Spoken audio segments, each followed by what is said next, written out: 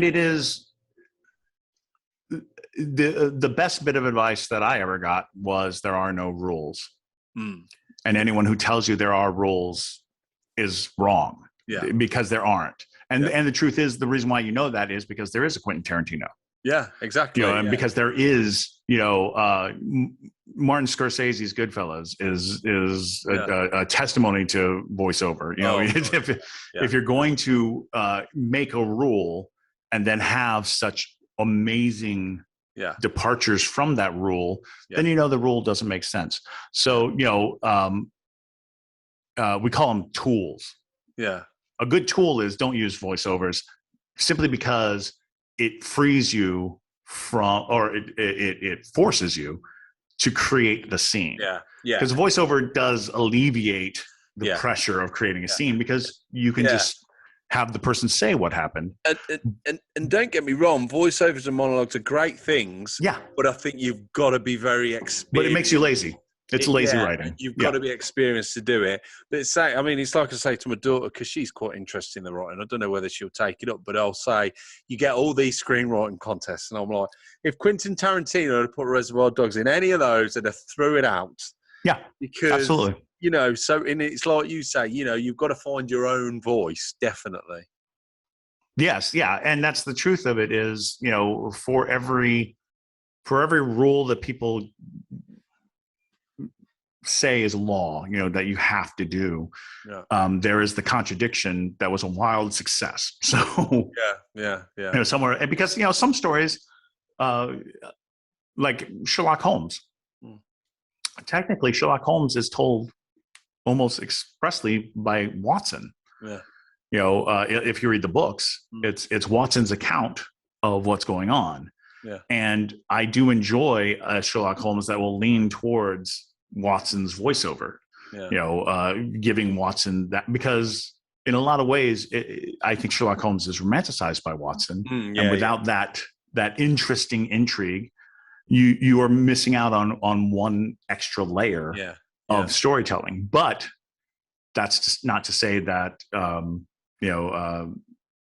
Danny Boyle's Sherlock wasn't really brilliant, and that the BBC Sherlock isn't really brilliant, that don't include those things. But it's like, there's room to say sometimes a voiceover would really help. Sometimes a voiceover would give depth or an extra dimension. My favorite movie of all time is Princess Bride. Oh, classic. And that's being narrated by a grandfather. And all of his inserts are golden. They're wonderful, and they add so much color and so much interest to a story that is already really great. Yeah, definitely. Great film. Now, we're running out of time, so I did want to cover a little bit about the ghost stories, because you've said about it being haunted there. Come on, tell me a great ghost story then. Come on. Okay, so let's see. There's so many great it better be ghost true. stories. Here's the thing: is I am and have been a ghost hunter pretty much all my life. Wow. So whenever I tell stories, I'd say 90% of all my stories are personal. They're all things that happened to me. By going and pursuing and looking for ghost stories. And I interview people. I talk to people all the time about ghosts, and I ask them, what's your ghost story? What do you have? And it's fascinating that even people who are dyed-in-the-wool skeptics, people who do not believe in ghosts at all, they'll have a ghost story. They'll have at least one. They'll have that story, that moment that they can't explain, that thing that happened. So I'll tell you the story of the time that I actually touched a ghost. Wow. And it was just such a peculiar time. I was in high school, and my dad, like I said, we were in the Army, and we traveled all over the world. And then right in my high school years, we ended up in Hinesville, Georgia, which is this very small and very southern town with no real cultural outings. It was a culture shock. I was coming from Italy and Germany and Washington D.C. and these places that fed the mind and the soul, and then I was in Hinesville, which is exactly what it sounds like, Hinesville, and I had kind of rigged my friends into going on these ghost hunts, and we had this book. It was called the Southeastern Ghostly Register. And it was this book of local ghost stories. And we're like, if it's within driving distance, let's go. Let's just check it out. So I had a friend, David, and me and David, we would go to all these places. Sometimes we'd have friends. A lot of times it was just the two of us. And we fell upon one called the Headless Woman of Statesboro. Oh. And we're like, headless woman. And I'll be honest, I've never been afraid of a headless ghost because they're headless. It's like, how are they going to find me? What are they going to, what are they using to look at me with? It's headless. Yeah. So we're like, yeah, let's go. And so the story in the book was that it was the 1800s, and this woman was, it was her wedding day, and she climbed onto a carriage, and her veil got caught in the wagon wheel, and it took her head into the spokes, and the spokes came around and just popped her head off. Jesus. She died on her wedding day. And it's like, oh my God, that's horrible. But they say, if you go there late at night, you will see the headless woman searching for her head. Yeah. And again, I made lots of jokes. I was like, wouldn't it be more sense that the head was looking for the body? That's where all the brain and sensory stuff is. What's is it just feeling around on the ground? Snarky. I was very snarky about this ghost. So I'd say that we had been ghost hunting for a little over 2 years by this point, and so we were old hats at it. And we go down this dirt road, and it's interesting. It's a big college town. We're right near the college campus, Georgia Southern University, but it is this long dirt road that just kind of pulls off of the main highway. So we're going down it, and we park, and we're waiting, and it's just like most ghost hunts. And I'll tell you, ladies and gentlemen, that ghost hunts are boring. Yeah. They are just literally sitting there, and every now and then you're like, ooh, did you hear that? Did you hear that? Yeah. And that's literally it for hours. So really it's just conversation. It's just hanging out with your friend, and your purpose is to find ghosts. But I've been on literally thousands upon thousands of ghost hunts with no incidents whatsoever. Yeah. So, this is just another one of those sitting out in the middle, dirt road late at night, talking about movies and stuff. And we have like a cooler in the back seat that is just like, sandwiches and drinks, because we're experienced. We know you get the munchies. And it's around 3:00 in the morning, and we're like, I don't think she's going to show. And so my friend David, he's driving. He's like, okay, can you get me a drink? We'll take off. So he's starting up the car. I turn around and I push this wedding dress out of the way, and I grab this drink. And I sit back, and it just slowly dawns on me in my head. And I'm like, Dave, why is there a wedding dress in your car? And he's like, there's no wedding dress in my car. And we scream, oh my God! And he hits the gas, and we're driving. And I don't want to turn around because it was in the back seat. So I'm using the rearview mirror to try to see in the back seat. And what I see is this white figure disappearing in the taillights as we're pulling off. It's on the road as we're leaving. And we're screaming, and it's a long time of screaming. We're just screaming down the road, and we're getting close to the highway, and we're just like, okay. We pull off this side of the road, and we're just like, all right, okay, all right. And I'm like, I touched it. I felt it. It felt like old lace, like it was crunching, like it was sitting, out, and I felt it. It was harsh, and I was like, oh my God. So we start the car, and we're driving. And as we're getting right towards the road, we see this woman walking with a backpack. It's 3:30 in the morning. Yeah. Woman walking with a backpack. And we're like, we should tell her to get off this road. Yeah. So we pull up beside her, roll down the window. And she turns and looks at us. And she's a college-age girl, but the way the lights are, we can't see her eyes. They're sunken into her head. So it's just this very pale visage looking at us. And we're just like, oh. I'm like, miss, you really shouldn't be on this road. This is a bad road to be on at night. And she leans down and goes, I know, and throws something in the car. And we start screaming again. And he's driving, and we're driving down the road, and we're screaming, ah! And he's saying, there's something on my foot. There's something on my foot. And I'm like, what? He's like, there's something on my foot. Get out, get out. So I'm reaching down, and as I'm grabbing hair. I'm getting a handful of hair, and I'm just like, oh my God, oh my God, oh my God. And I pull it up, and it's a baby doll head.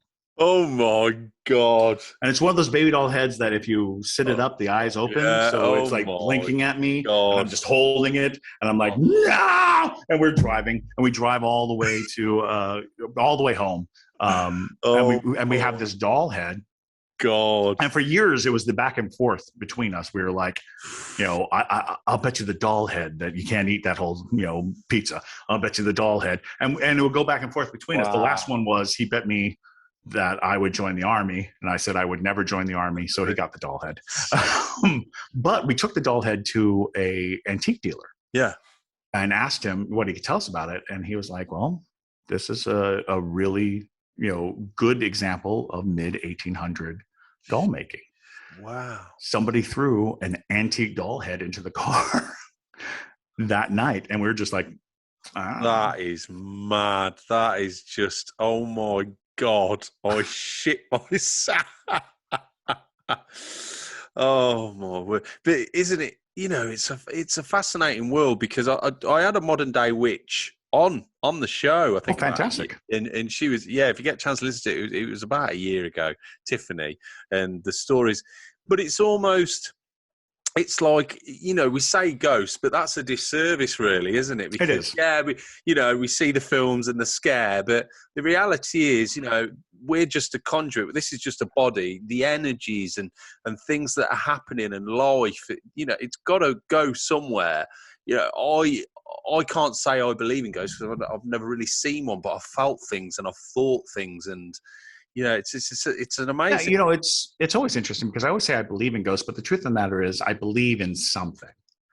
Yeah, and I've seen and been present for, and I was witness to 3 exorcisms. I've been a part of a lot of different rituals, and I seek it out.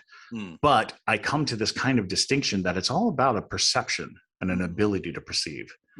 And what we're really doing is we are categorizing sensations, and we call them ghosts or demons or whatever, to give it definition, to make it make sense. But the truth of the matter is we don't know. When you hear people define spirits, these are human definitions utilizing human notions.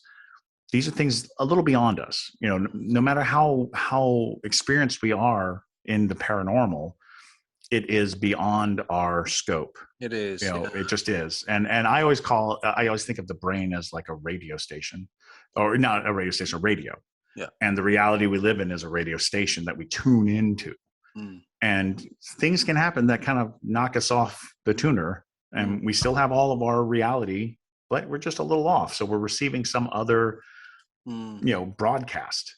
Yeah. So, I try to always measure it with the fact that these are the interpretations of events, because I still can't explain what it was that I touched or moved. I can't explain what happened that night, but I do have this notion that if I put it in the story and tell it in the story, that it becomes something solid for me. Yeah. And that's what I mean by collecting ghost stories. Yeah. I turn it into a story so that it has purpose for me. But the truth of the matter is the event itself was very disjarring and very strange. And ultimately, I had to second guess a lot of what was happening.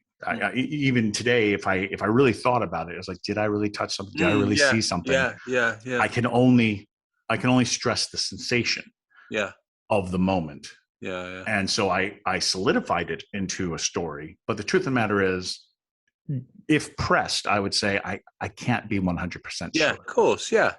I can only say that was how the sensation came to me. Now, the woman who threw the doll head, we have the doll head and it was proof. That's not paranormal. Yeah. That could have easily been a prank. Something's not right. Yeah. That could have just been a joke. Yeah. It was strangely expensive joke, but when me and Dave would talk about it and what that woman was doing there and why she was there and how it was, I was like, well, we went on the night you were supposed to go. the date that they told us to be there, which means other people knew that date. It was a perfectly opportunistic place to pull a prank like that if you wanted to. I think and what's amazing is it's everybody's perception, but also it can be an amazing thing mental health wise, because when I lost my mum, things happened. Now you could say those things happened. So, for instance, when we were at my grandma and granddad's grave where she was going to have her ashes, it was unmarked, and we were standing there. And a branch fell down on another grave, and we went into the church and said, no, where you were standing isn't. It's where this branch is. Now, you might turn and say, well, that was the wind, and that was an old branch. And whereas for me, I was thinking someone's, was that my mum? Now, if that makes me feel better and I believe in that and it gives me some form of comfort, there's nothing wrong with that, is there? Absolutely. You know what I mean? No. Well, and here's the thing that I find most interesting. Like I said, I've interviewed thousands, if not tens of thousands of people.